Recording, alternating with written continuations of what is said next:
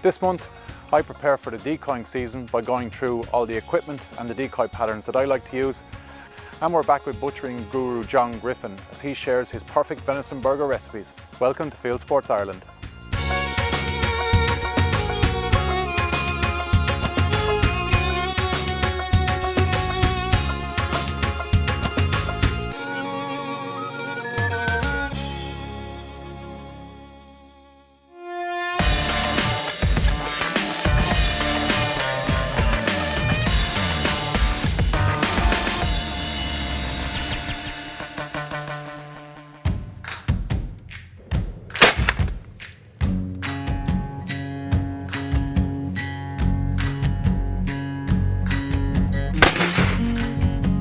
We'd hoped to be on pigeons by now on barley, but the weather's just been so cold and sort of damp the last few months. Barley just hasn't turned yet. We haven't had the lodgings that we usually have, and pigeons just haven't hit it yet. Within the next sort of 2-3 weeks, we will be on the pigeons, and it just got me thinking, one of the questions we get a lot when we make films on pigeon shooting is from newcomers asking about how to set up decoys, where to put their hides. So we're just going to pretend that this is either a stubble field or a lodge barley field or something like that, and we're going to just set up our decoy pattern as we would in this situation with this kind of wind. I have to stress, I'm no expert at this. There are people who get it right a lot more than I do, but the thing to do is just follow a few basic principles, and when all the stars align and the pigeons want to play ball, things will go well. But there will be days when it doesn't go perfectly, and it's just a case of trying different things, trying different patterns, not being afraid to change things. We're on the sort of point of a corner. Wind is in our back. We have a forestry down here. We've watched the flight lines. Pigeons are coming from that direction to feed in this field. So we're going to have our pattern out here. As soon as they come over the hedge on the far side, they're going to be looking across here. If the wind was coming the other way and the pigeons were coming over this hedge, we wouldn't set up here. Birds coming over that hedge aren't going to have time to see the pattern here and drop in. You're going to be expecting them to do a little bit too much. The main thing with decoying is you're trying to imitate the natural environment the pigeons are used to seeing when they come to that field. You don't want to try and pull them too far off a flight line and make them come past, curl back around and drop in. You want to make it as easy and as obvious as possible for them. So here we want them coming over the hedge on the far side, seeing our decoy pattern, and their natural flight line is just going to bring them over and hopefully right in front of us, wind in their face, and it makes it a nice easy shot in front. A pigeon coming in front of us here, even if it sees us or spooks, it has two ways to go, either right or left, and there's a good chance you're going to get a shot. If you've got them coming from behind you and you're expecting them to go out and turn and come back around, it's quite a lot to ask them to do, and if everything doesn't look perfect, they'll just head off and sit in a tree or land at the far side of the field. And once they've done that, it's very rare that they'll actually come in on your pattern. Right, so I'm building this hide as if I'm just shooting on my own.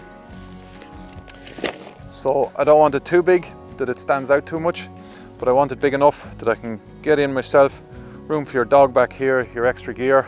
This rucksack bag from Jack Pike, they're brilliant. I can literally carry all my nets, my poles, and it turns into a seat. I just have an old blue drum here that fits into it, and when I've taken everything out, that turns upside down and I have my seat. I'm not a fan of like deck chairs or anything like that for pigeon shooting. They're very comfortable, but they're slow to get out of. And the most important thing is that when you stand up to shoot, that you can stand up quickly and without being too obvious. So these are nice and high, it's not too much pressure on the legs to stand up. You can keep your balance well as you stand up, and when you're standing up with a loaded shotgun, you don't want to be putting a lot of force and a lot of effort into standing up. These are nice, you can just keep nice and low and stand up slowly and keep your balance. And I can sit comfortably on these all day. This is something else I do to all my nets. I just get some rope and cable tie it to the top of the net, and it just gives you a much more definite edge to hook into the hide poles. And I leave sort of 6 or 8 foot at each corner that you can then tie it back solid to a tree or even to some grass or a big handful of grass if you haven't got a tree handy. But it just makes it much easier to secure the net. The rope just pops into the hooks on the top of the hide,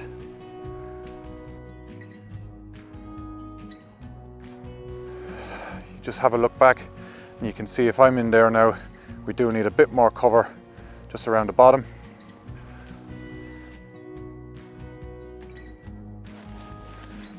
But it just means you still have this gap here where you can look through. Worst thing is being in a hide all day that the gaps and the visibility is very poor. You're straining your eyes to look out through it and you'll miss pigeons coming in. So ideally, if we were setting up here for real, I'd cut some branches here, I'd just twist them into the front, get some of that long grass, twist it in. If you're on a stubble field, it's always ideal. Just grab some straw, build it up around the bottom and just weave in some straw to this netting. This netting is great. You can basically weave anything in through it. Spending 10-15 minutes extra getting your hide perfect will pay dividends throughout the day. It's another essential part, and really there's two types of decoys I use, full body and shell. It's really personal preference. For me, the shell decoys do everything I want them to do. I use the Enforcer Pro shell, and just in this bag, the way the shells fit together, I've got 20 in here and I can carry that anywhere, and that's more than enough decoys for any situation. The full bodies, yeah, they're great, really realistic, but you can only fit a dozen in this bag, so for me that just makes them not quite as suitable. The other thing I really love about these Enforcer shells, they come with these little spring sticks, and anybody who reads anything about pigeon decoying, all the books, all the experts will always tell you, you have to have a little bit of movement in your pattern. When pigeons are feeding in a field, if you watch them, they're always mooching about, they're having a little flap, and it's that movement that'll catch the other pigeons' eyes who are passing, but also give them confidence to come in and land. So the way these work, just the tiniest little bit of wind and they'll wobble about. And for me, they're absolutely perfect. They look so realistic. And if they're realistic to me, they're going to be realistic to another pigeon. Okay, so we're going to start the pattern here, about 20-25 yards from the hide. The whole idea of these decoys are to get the pigeons into the easiest spot for us to kill them. So there's no point in putting your decoys 80 or 100 yards away if birds are going to land in there. But what you do want to do with these is sort of use them, as Stephen always describes it, as arms. You don't want to have just a big bunch of decoys in the middle. It's like you go into a restaurant and there's no seats, you're going to turn around and walk out. You want to see some space, but you still want to see a crowd of people in there. So what we're trying to do is get the pigeons into this space here, 30-40 yards from the hide. So we're going to have, as we've already said, our flight line is coming from over there, coming down this field. So we're going to put a small line of birds here, a little cluster here, but then the bulk of our decoys are going to be out the far side of the hide to funnel the birds right down into the middle, into what we want to use as our kill zone. We're also going to use some floaters way out the back, and it's a mistake a lot of people make, is they put floaters right in the middle of their pattern. And yes, they can work and it can look like there's birds landing right in, but it also can spook birds. That little bit of movement can look like birds taking off out of the pattern as well. So what I like to do is put the floaters way out, at least 40 yards past the back of the pattern, and it looks like two birds that are coming in low, that have committed and that are launching in to land in the middle of your pattern. But I'll just show you another thing we like to do. Don't get too technical when you're just laying these out at first. Loads of times you can set them all up on their sticks and put them all out, and then you don't quite like the look of it. So just when we're starting, I just like to toss them out, and you just kind of get a feel for what you have and the numbers you have and where you want to put them before you go and set them all up. Yeah, so we'll just set these up and get a look at how they look going down towards the hide. So now we're stood back at the hide.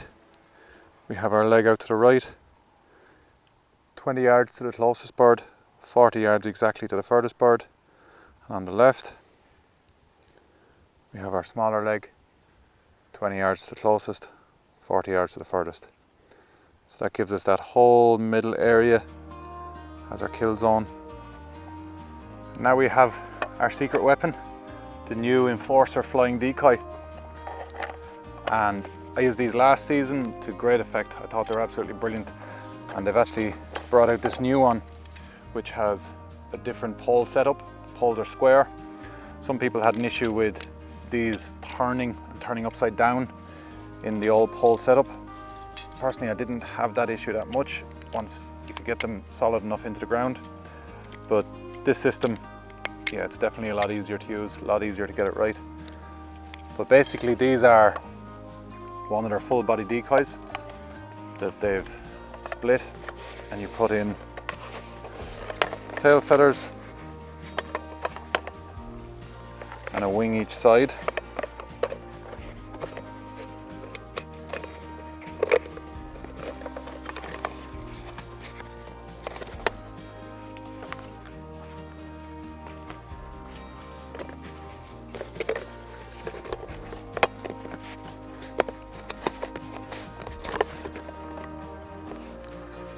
So it basically mimics is a pigeon coming into land, and these get a great bit of movement.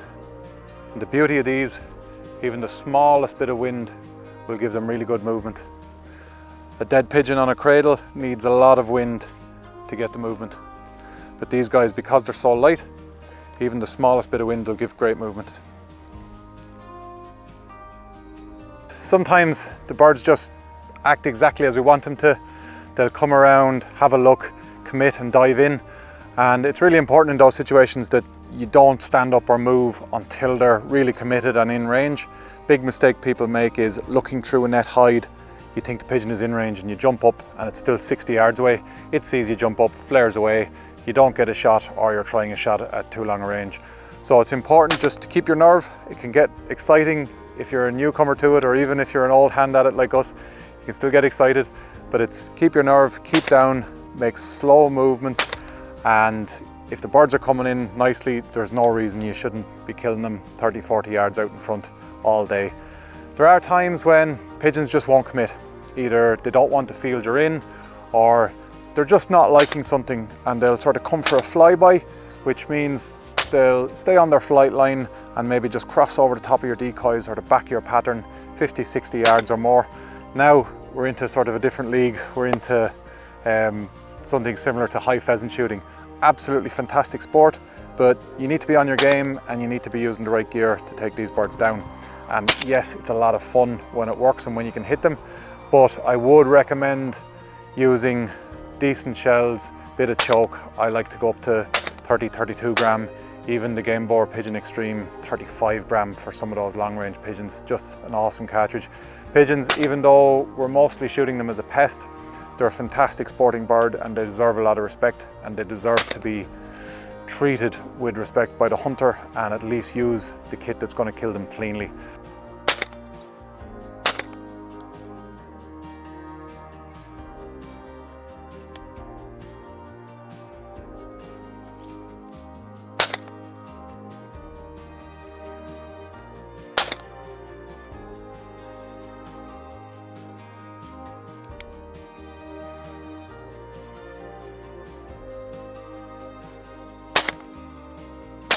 With these simple tips you can't go wrong. It usually works for me, but hey, what do I know? Well, in next month's show I'll be putting all that theory into practice, and hopefully we'll be bringing you a really good film on pigeons over corn. And now we go back to John Griffin's larder where we make some delicious venison burgers. Lord of the Knives John Griffin is going to give us a quick guide on what to do with the good fatty trimmings you often get left with after you butcher your harvested meat. As the summer is here, there's nothing better than to fire up the barbecue between the showers and pop on a tasty burger. So John is going to show us his way of making a bumper batch of venison burgers with a Spanish twist. We have flanks here. They're nice fatty flanks, so they'll add a lot of fat to it as well. People will tell you that deer fat isn't good in burgers. I don't find that to be the case. I try to go for about 20% fat. The trouble is if you put too much fat in them, they tend to just melt on the barbecue and you end up with flames everywhere.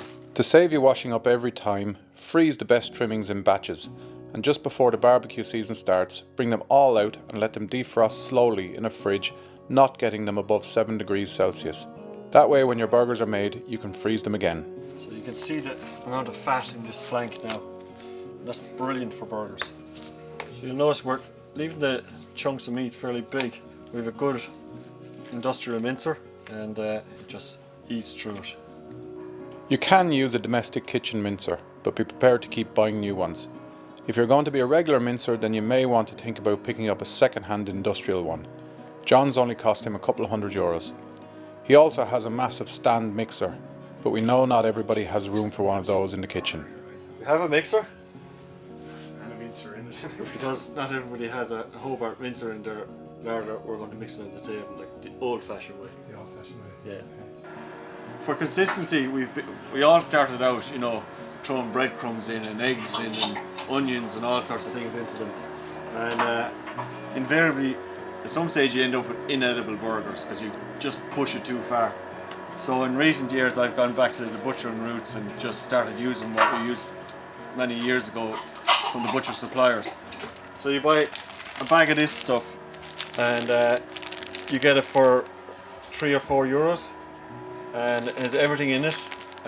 It gives you the recipe for the burgers, so it tells you how much meat, how much fat, how much water to put into it, because they all need a bit of water once you put a mix like that into it. And it just makes foolproof burgers. You get consistency, you get the same burger every time.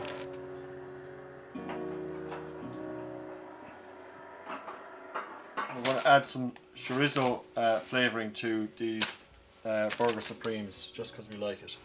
Gives us a slightly smoky taste, like chorizo sausage or a chorizo burger.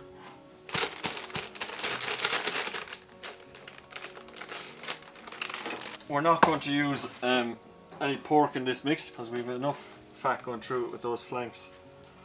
So generally we just flatten it out on the table. This is an old pizza table, so it has the raised sides in it, which is great for this crack. So just digging the fingers in to make lots of little wells in it. Get a good large surface area. So we have 20 kilos of meat on the table here. We're going to add 1 kilo of mix. So this is as per the recipe. So we're just going to sprinkle it around.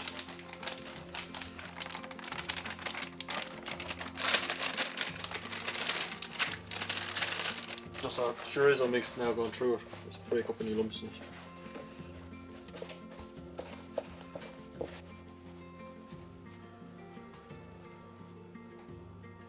And then we have 2.5 litres of water. So we just pour that over it. And all the dimples that we made with our fingers, this flows into it. So that's only a half litre in. And we might need to start mixing it now before it starts to flow off the table.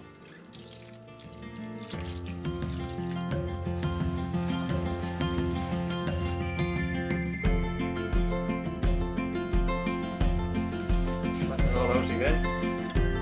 Add the rest of the water.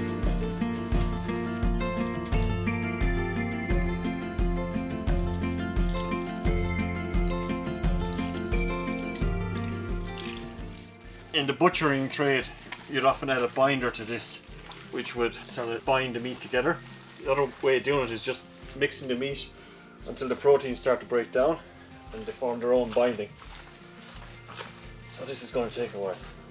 You can see it's starting to get sticky like there. See, it's starting to stick together. Yeah. Yeah, that's the action of kneading it. So it's because I'm crunching it through my fingers. So the more you mix it, the better, really.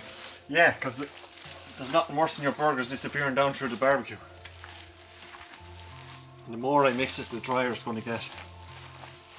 Because the meat will absorb the water as it breaks down. Years ago, I used to make burgers at home with the wife and on the kitchen table. And we had one of those cast iron burger press things. And you make a ball and you weigh the ball and you get your papers and you put your paper either side of it. And then you press it and invariably it gets stuck inside the cast and you have to try and force it out. I came across this thing on the internet and it's just an attachment that goes onto a standard sausage press. The trick is not to overfill the mould, and the burger drops out into my hand like that. I put the burger down to the bottom corner of the bag, like so, and the next one is full for me.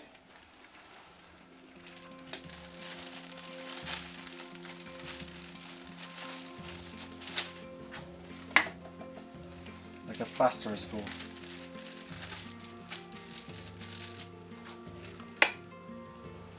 And the burger is the same every single time, and they're a good sized burger. So now I've got 4 burgers in the bag, like that. I simply fold that over like that, fold that over like that, and there's my burgers, bagged up, all separate. They can be frozen like that, they can be taken out frozen and taken out of the bag one at a time. If you leave your burgers sitting in the fridge overnight after you've made them, because it allows the flavours to infuse into the meat itself, a bit like marinating. So you get a taste of your burger. And then freeze them the next day? And then freeze them the next day, yeah. Okay. That was Jason. The tastiest burgers in the country. Take my word for it, I had 2.